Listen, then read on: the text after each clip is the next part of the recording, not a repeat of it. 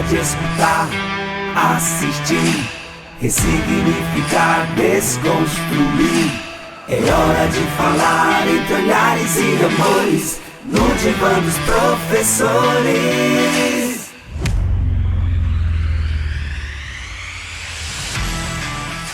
Hoje nós estamos aqui no primeiro episódio da primeira temporada de um podcast educacional chamado Entre Olhares, que é o Divã dos Professores. Eu tenho a honra, a satisfação de abrir esse podcast com uma pessoa que é ícone da educação do estado do Ceará, nascido em Sobral, mais especificamente em Forquilha.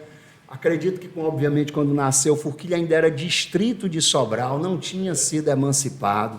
Foi professor de diversas grandes instituições aqui, foi ícone na área de química, principalmente.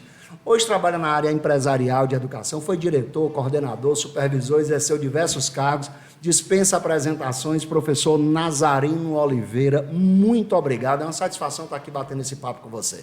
Uma alegria também, Carlos Dias, ver um conterrâneo como você à frente de instituições de ensino, com uma carreira também grande como coordenador, professor, diretor de escola, uma grande alegria. E falar sobre educação é sempre um prazer. Professor, você foi alfabetizado em Forquilha, fez o ensino básico e o ensino médio, né? Aliás, o ensino médio ali, né? Chamado ginásio na época, o ensino médio, em Sobral. O que é que tem de lembrança dessa Sobral que você conheceu, desse Forquilha, o senhor sendo alfabetizado, há quantos anos atrás que ninguém precisa dizer? O que é que tem de lembranças aí com você desta fase? Eu lembro da professora Raimundinha Tomás. E naquela época havia um movimento muito forte de alfabetização no Brasil inteiro. Era muito forte a alfabetização. E aí todos os espaços eram buscados para que acontecesse essa alfabetização. Eu fui alfabetizado num clube que existia lá em Forquilha e a professora era Raimundinha Tomás. Depois dessa alfabetização, nós nos transferimos para Sobral. Eu fui frequentar uma escola na casa de uma professora, Maria de Jesus Andrade, na Rua do Feijão, lá em Sobral. Ia para essa escola, Maria de Jesus Andrade, e ela tinha vários alunos lá na casa dela, na residência dela. Hoje ainda é viva, tanto ela como a Raimundinha Tomás, professoras que me ajudaram muito nas primeiras letras. Eu fui ainda da época do exame de admissão, estudei no professor Arruda, passei no exame de admissão, fui estudar no colégio estadual. No exame de admissão, do professor Arruda, eu fiz uma colégio sobralense, o que corresponde hoje ao 6º ano, a primeira série do antigo ginasial. Fiz essa primeira série e depois fui para o colégio estadual. No colégio estadual fiquei até o 1º ano do ensino médio e a partir do 2º ano do ensino médio retornei ao colégio sobralense e o 3º ano do ensino médio fiz aqui em Fortaleza. As lembranças que eu trago são as melhores possíveis, né? No meio do ano agora eu voltei a Sobral e nós saímos lá de Sobral em 1973. Ano que eu nasci. 73 anos. Nasci em 73. Então eu saí lá de Sobral, nossa turma toda saiu em 73 e viemos cursar aqui a 3ª série do médio. Era o primeiro ano que o Colégio Sobralense também colocava a 3ª série do médio. Alguns colegas ficaram lá. E pasmem, teve colega que passou para medicina, o Manuel Saboia, Manuel de Souza Saboia. Ficou lá em Sobral, uma turma bem pequena, e aí passou para medicina. Nós viemos todos para cá, mas foi um período de muito aprendizado. Principalmente, o Colégio Sobralense tinha assim uma pegada humana muito forte. Quem o professor que Padre Oswaldo Chaves, a todos nós. Quem é este homem, professor? Quem é este homem para você, Padre Oswaldo Carneiro Chaves? Padre Oswaldo Carneiro Chaves, de Granja, que ele chamava Antiga Macaboqueira. Ele foi assim um guru, um inspirador de todos nós. E ele aquele conhecimento que ele tinha, o conhecimento do grego, conhecimento do latim, conhecimento das grandes obras, ele sempre nos inspirava muito, não é? Eu lembro dessa época que nós tivemos que decorar episódios inteiros dos Lusíadas, desde Castro, as armas e os barões assinalados, que da ocidental praia lusitana por mares nunca dantes navegados. Passaram além da Trapobana, em perigo e guerras esforçados, mais do que prometia a força humana, e entre gente remota edificar o novo reino que tanto sublimaram. Isso é o Padre Oswaldo em você. Isso é o Padre Oswaldo. Inesquecível, o legado do Padre Oswaldo. Nós, educadores, eu digo sempre que nós não somos imortais, mas podemos ser eternos. Olha aí o Padre Oswaldo, não morreu. Quando esta eternidade está na química? Você passou em diversos vestibulares e acabou enveredando e foi ser professor. Quantos anos de sala de aula, professor? Sala de aula. Eu comecei em 78 e aí até 1990 eu estava ainda na sala de aula. Depois foram cargos de gestão. O que a química representa para o senhor ainda hoje? A química, ela me deu com régua e compasso, né? Através da química, eu tenho um fato curioso. A coisa mais importante que a gente tem de ter na vida é um sonho. E a segunda coisa é correr atrás desse sonho. Então, eu tinha um sonho de entrar na faculdade de medicina, mas eu tinha também pedras no meio do meu caminho. Uma dessas pedras era a química, a física e a matemática. E aí eu digo também sempre, nós somos todos anjos como asas só, só podemos voar quando abraçados uns aos outros. E aí eu tive um anjo na minha vida, que foi o Francisco Marcelone Vasconcelos. Ele hoje é um grande oftalmologista. O irmão Adalto Vasconcelos é oftalmologista também lá em Sobral. E o Marcelone me ajudou a tirar essas pedras do meio do meu caminho, a pedra da matemática, da física e da química. Por que eu consegui isso? Porque eu tinha um sonho. Quando a gente tem um sonho, nada é impossível para aqueles que têm um sonho. Quem tem um sonho não dança, né? Quem tem um sonho não dança. E aí o Marcelon foi esse anjo que colou na minha asa e me fez voar em direção ao meu sonho de fazer medicina. Como eu estava fazendo medicina, cheguei num colégio chamado Agapito dos Santos, ali na Tristão Gonçalves, perto da Universidade Federal do Ceará, do Benfica. E aí eu e o Amauri Amora Câmara Júnior, o Amauri fazia engenharia, eu fazia medicina, nós fomos buscar aulas nessas escolas para complementar a mesada que vinha de Sobral, os dólares que vinham de United States of Sobral. Aí, ao chegar lá no Colégio Agapito Santos, não tinha vaga para biologia, só tinha química. Eu disse, eu topo. Por que topei? Porque eu conhecia as dores dos alunos da química. Eu tinha sentido essas dores. Quem foi o melhor professor de química que você já conheceu, professor? Grande professor de química que eu conheci foi realmente o Assis Brito, foi um grande professor. Hamilton Andrade, outro grande professor. Grandes nomes, né? O Ceará tem muitos grandes professores. Então o Assis Brito foi assim, um cara ímpar, um cara que eu assistia. Aí lá atrás, um fato curioso, nós fomos, arrendamos o terceiro ano, fomos tomar de conta, na época o GEL, do terceiro ano do Colégio Lourenço Filho. Eu dava química orgânica no GEL e no Lourenço Filho eu fui dar outra disciplina, fui dar atomística. Quem dava atomística no GEL era o Assis. Assis, quero assistir tuas aulas aí. Eu quero ver como a didática que você dá. Era o volume 1 da química. Era o volume 1 era química geral, o 2 era físico-química e o 3 era orgânica, né? Eu ainda lembro bem disso. A atomística estava dentro da química geral. Estava dentro da química geral, no volume 1 logo no início, ali para depois entrar em tabelas periódicas. Aí eu fui assistir as aulas do Assis, eu ficava lá atrás, assistia a aula do Assis, do GEL e dava aula no Lourenço Filho de atomística. No final do ano teve uma enquete, eu fui o primeiro lugar na enquete, na frente do Assis, na frente de todo mundo. Ele sempre contava isso, ele dizia assim,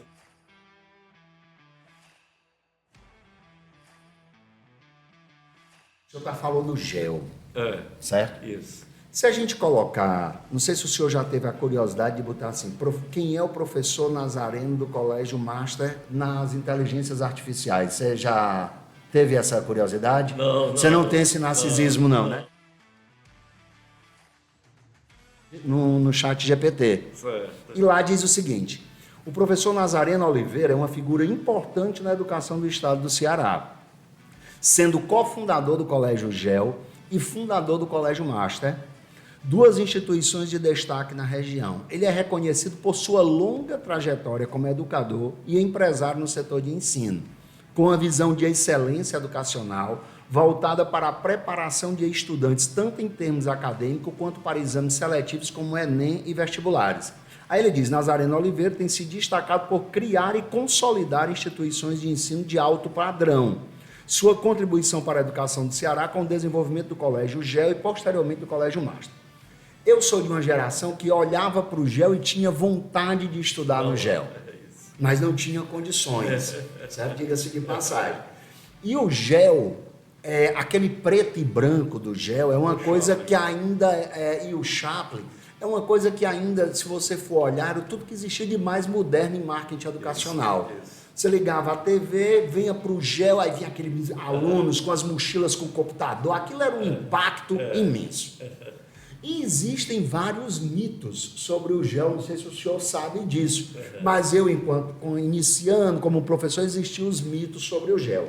E quando você bota também nas inteligências artificiais, é interessante como existe uma falta de acervo sobre o GEL.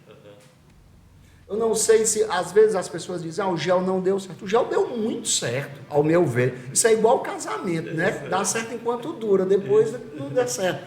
Mas se você olhar, na inteligência artificial, se você olhar qualquer coisa sobre o GEL, vai dizer assim: instituição de ensino privado, mas com poucas informações. Com poucas informações. E aí, eu queria, a primeira coisa, quem cria o nome GEL? Eram quantos donos? E vamos lá, primeiro vamos começar por isso, que é uma curiosidade, depois eu quero entrar no Master, mas vamos começar aqui pelo GEL. Quem cria o nome GEL? Vem de geografia, isso é verdade? Porque era GEL Estúdio, né, no início. E quem cria o nome GEL e como é que se desenvolve? Pronto. O nome GEL é criado pelo Chico Sampaio, professor de geografia. Nasce um cursinho na casa dele, na garagem da casa dele, ele cria um cursinho de geografia, depois chama um professor de história chamado Nelson Campos, depois chama outro professor de história chamado Jorge L., depois chama professor de geografia também, outros professores de geografia, depois chama Itamar Filgueira de língua portuguesa, e aí esse cursinho fica muito forte na área de humanas. Do outro lado, esse cursinho nasce de dentro do Colégio Marista Cearense, que na época, na década de 70, 80, era a escola ícone daqui do Ceará. Então esse cursinho GEL nasce na década de 80, 79, 80, nasce na garagem da casa do Chico Sampaio, muito forte humanas. Do outro lado, da outra costela do Marista Cearense, nasce o Master, com o Assis Brito, de Química, Montenegro, de Química, Zé Marques, de Física, que era do 7 de setembro, e Magela Lins Guedes, que era do Colégio 7 de setembro também. E aí, no começo do Master, essa era a formação, depois todos saem, ficamos eu e o Assis Brito também sai, entra o Enio. O Enio Silveira. Aí Enio Silveira, que tinha um preparatório também para colégio militar na garagem da casa dele. E aí o Enio começa a fazer parte também do Master, e aí do GEL. Do Master inicialmente. Sim. Chico Sampaio estava lá com o GEL. Aí o Master tira um primeiro lugar geral no vestibular com Guilherme Fujita, que é dono do Fujisan. Guilherme Fujita tirou o primeiro lugar geral, fazendo um cursinho conosco lá no Master. E aí o Chico Sampaio viu que aquilo era uma força muito grande, o Master ficando forte. O Chico Sampaio sugere uma sociedade entre o Master e o GEL. Uma fusão. Uma fusão entre o Master e o GEL. Eu e Enio, Chico Sampaio e vários outros sócios lá no GEL. E aí o Enio disse, Lazareno, só vale a pena se for 50%. E aí a gente fala com o Chico, rapaz, mas eu tenho vários sócios. Ele era uma figura, né? Era uma figura. Ainda é uma Ainda figura, é, né? Ainda é escritor, né? Aham. Aí o Chico foi lá, conversou com os sócios, voltou. Rapaz, o pessoal, os sócios acham que juntar o Master com o GEL é juntar um supermercado com uma bodega. Aí nós dissemos, Chico, a condição é essa aqui. Aí o Chico já via que a gente estava trabalhando muito forte, estava com muito medo. Juntamos o Master e o GEL naquela época. Chico, o sócio dele, e eu e o Enio. E aí o GEL, a gente ficou com 3 nomes, o Master, o Antares e o GEL. Se você vê hoje, o Master tem quase 5 mil alunos, o Antares tem mais de 5 mil alunos, ou seja, são costelas do GEL. O GEL existe ainda hoje. O senhor considera que o GEL, professor, foi uma divisória na educação privada do estado do Ceará, que é uma educação muito forte, né? Nós temos aqui o ITA vindo para cá, em virtude desse poder da educação privada que nós temos no estado do Ceará, da qualidade que nós temos. Uma vez eu estive com o Digênio em um congresso de educação, dono do Objetivo, e eu perguntei para ele por que não tinha um Objetivo no estado do Ceará. E ele disse, olha, eu não abro um Objetivo no estado do Ceará porque as escolas de lá são muito fortes. Eu teria que gastar muita energia para poder concorrer. Você considera, esse é meu olhar, eu posso estar equivocado, você considera o GEL como este divisor de águas desta revolução? O GEL é divisor de águas, sim. Até 1987... Porque dá uma aparência, professor, parece às vezes que as pessoas que tiveram no GEL escondem o GEL. Porque acabou. Né? Parece que ficou uma coisa assim meio escondida. E eu penso que o GEL é um legado nosso. É um legado, sim. É um legado. E aí uma coisa muito importante é que até 1987, época do GEL no auge, o Ceará aprovava 1, 2 alunos do ITA. E aí no meio do ano, um concorrente do GEL tirou o primeiro lugar geral no vestibular. O Enio já tinha tentado trazer uma franquia do impacto que era preparatória ao ITA. Funcionou um ano e aí o Enio descontinuou, porque tinha muita dificuldade em conseguir professor e aluno de nível para fazer preparatório para ITA. Então o Enio descontinuou. Aqueles professores que ficaram, que eram lá daquele começo do Enio, viviam, encontravam comigo e diziam, foram meus ex-alunos, e diziam assim, vamos voltar àquele projeto de ITA. Eu disse, o projeto é muito bom, mas levava para o Enio disse, não deu certo, não tem professor, não tem aluno, e aí sempre achava que nós não deveríamos começar esse projeto de ITA aqui no Ceará. E aí um concorrente tirou o primeiro lugar geral no vestibular. Sim, nós temos que atrair para o GEL excelentes alunos. Uma das formas é o preparatório para o ITA. E aí a gente resolveu fazer o preparatório para o ITA. Fomos olhar as melhores práticas de preparatório para o ITA no Rio de Janeiro. O impacto das 70 vagas aprovava 60%, 65%, 70%, o impacto no Rio de Janeiro. Sim. O ângulo era o segundo em aprovação no ITA, aprovava um outro percentual pequeno, o ângulo e o objetivo. Então nós somos desses 3 lugares.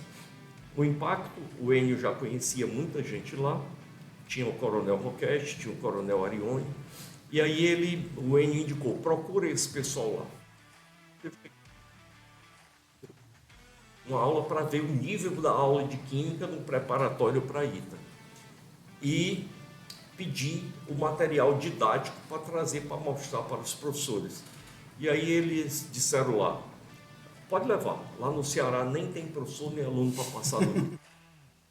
E aí eu trouxe, e aí mostrei para a equipe e disse para eles, olha, lá disseram que nós não temos capacidade para preparar alunos para o ITA, nem temos professor nem alunos capazes de passar no ITA. O pessoal se sentiu desafiado. Daí a importância de você estar sempre desafiando sua equipe, né? Nós, gestores, temos que estar desafiando. Sim. Tirar a equipe, motivar a equipe a sair da zona de conforto. Então, tinha professor que saía da gráfica às 3 da madrugada, preparando material, Cláudio Gomes, tá certo? E aí... Cláudio Gomes de Cláudio biologia. Gomes de matemática. De matemática. Cláudio Gomes de matemática. Biologia Cláudio é o Cláudio Ponte. Ponte, Cláudio Ponte de biologia. Isso, exatamente. Então a equipe se sentiu desafiada. Primeiro ano foi em 1988. Nós aprovamos 3 alunos do ITA. Para quem não aprovava nada. Isso era um negócio imenso naquela época. E aí, 88, 3 alunos. 89, 8 alunos no ITA. Já foi assim outra revolução. O Ceará aprovava 1, 2 alunos, tinha ano que não aprovava ninguém. 88, 3, 89, 8 alunos, 90, 9 alunos e 91, 16 alunos foram aprovados no ITA, pelo GEL. E aí o coordenador do ITA, antes de sair o resultado, ligou para mim, disse, Nazareno, o resultado vai sair na terça-feira, mas estou ligando, avisando a vocês foram a maior aprovação do Brasil no ITA. Sensacional, professor. Esse feito realmente nenhuma escola até hoje conseguiu esse feito, né? Porque aí vieram outras escolas que não conseguiram esse feito de ter a maior aprovação do Brasil no ITA. E aí isso foi uma marca pelo GEL. E aí a primeira coisa que eu fiz foi ir ao Rio de Janeiro. Fui lá, Coronel Arione, eu vim aqui lhe agradecer pelo material e pela aula. E aí ele disse assim, vocês estão montados em cima de um tigre, segurem o tigre. E até hoje nós estamos segurando o tigre da qualidade, né? É verdade ou é mito? É verdade ou é criação? O GEL foi processado pela família do Chaplin por usar a marca ou isso é um mito? É um mito também. É um mito também? É um mito, é. A empresa que representava o Chaplin procurou e nós passamos a pagar direitos autorais pelo uso da imagem. Nome da empresa. Você acredita? Pois olha o que é que o ChatGPT diz. Para a gente ver como as inteligências artificiais ainda não são tão boas. Sim, é verdade. O Colégio GEL enfrentou um processo relacionado ao uso indevido da imagem de Chaplin. Em 2018, a Justiça Federal determinou que o Colégio GEL deveria pagar uma indenização por utilizar a imagem do icônico personagem.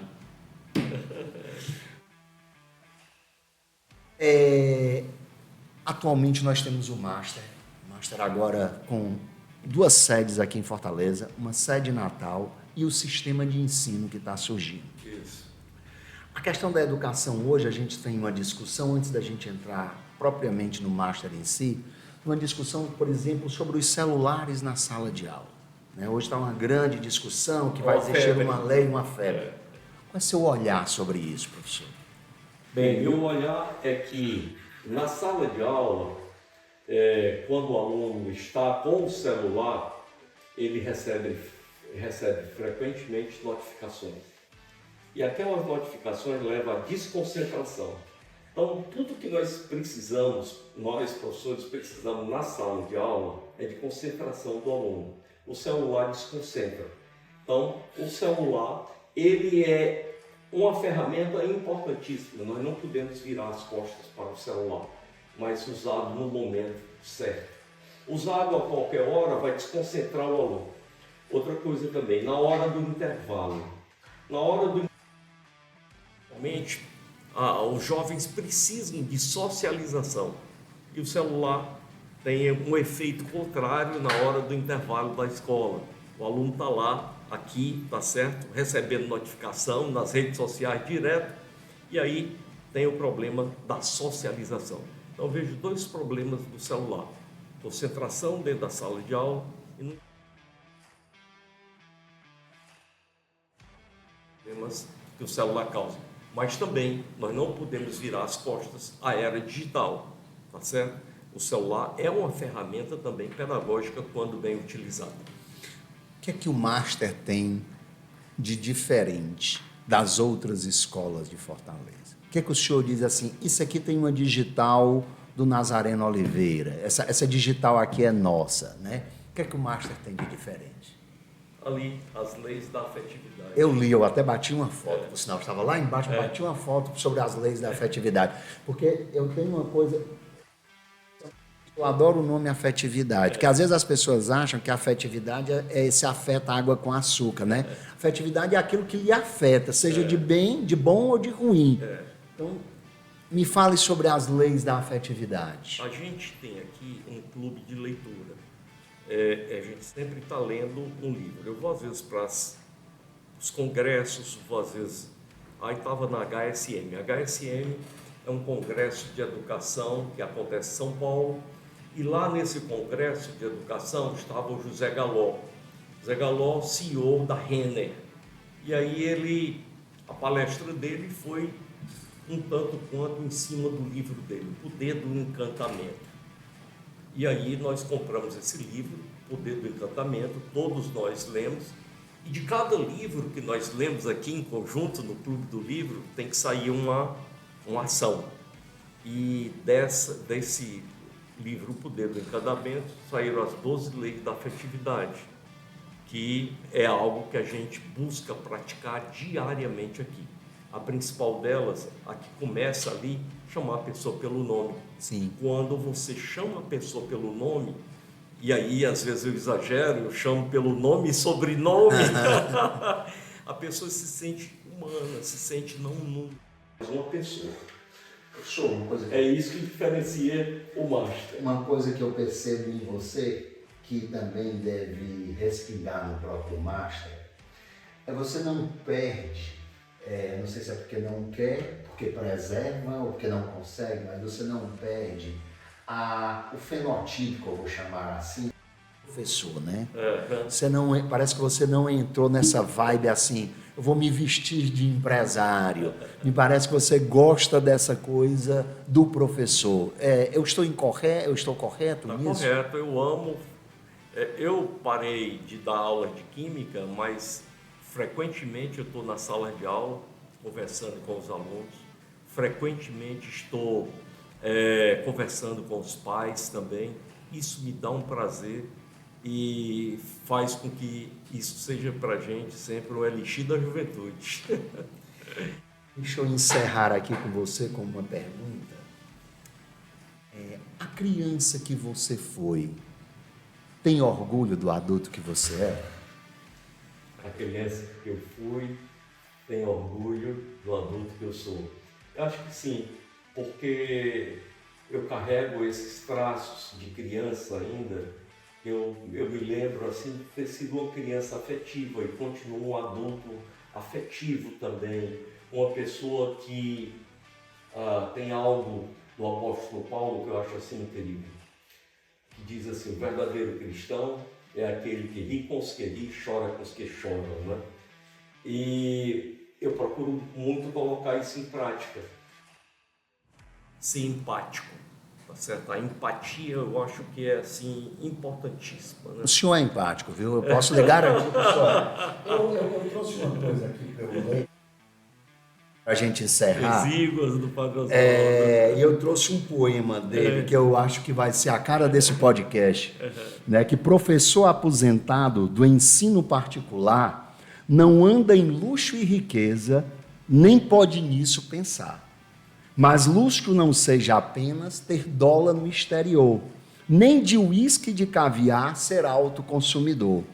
Num país de poucas letras, sob o signo do moral, também luxo é ler Virgílio e Homero no original. Mas isso era ele, né? Isso de 84. E eu trouxe para o senhor Virgílio e Homero no original. Aquilo que eu falei, né? Eu falei que ele sabia grego e sabia latim e leu também Milton no original. Ele leu Milton, o poeta inglês, no original. Essa é uma lembrança que eu trouxe para você do Padre Oswaldo. Tá certo? Olha aí, que Eu tive, legal. eu tive a oportunidade de conviver também muito com ele. Não fui aluno, mas andei muito na casa dele. Tive a oportunidade de ser uma das pessoas que assistia às missas dele, de 2 horas de missa, onde ele sentava e nós podíamos interagir. E quando chegava alguém diferente, ele dizia assim: está pagando promessa, meu filho, se é aqui na minha missa? Que era sempre as mesmas pessoas e aquela ironia inteligente que é só dele. Obrigado. Gostaria também de lhe dar de presente. Que legal. Esse foi um livro, 2 livros que publiquei, são 2 romances. Ele e o Ela, são 2 livros. Que legal. Isso aqui é a síntese da minha dissertação de mestrado, que sobre Sobral, Raízes de Sobral, é um presente e uma satisfação de estar aqui, criando o primeiro episódio da primeira temporada do Entre Olhares, com o professor Nazareno.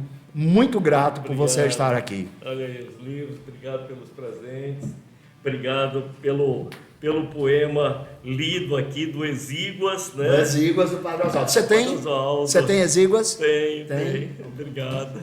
Vamos fazer uma foto, né, para a gente Vamos, deixar para as vamos. posteridades. Eu queria que você desse aí as últimas palavras aí com você. Pronto, foi uma alegria, né? A gente, sempre que vou a Sobral, eu volto revigorado, porque volta às raízes, volta ali aquela água do Acaraú, e muito do que sou começou ali em Sobral, começou com o Padre Oswaldo, começou com...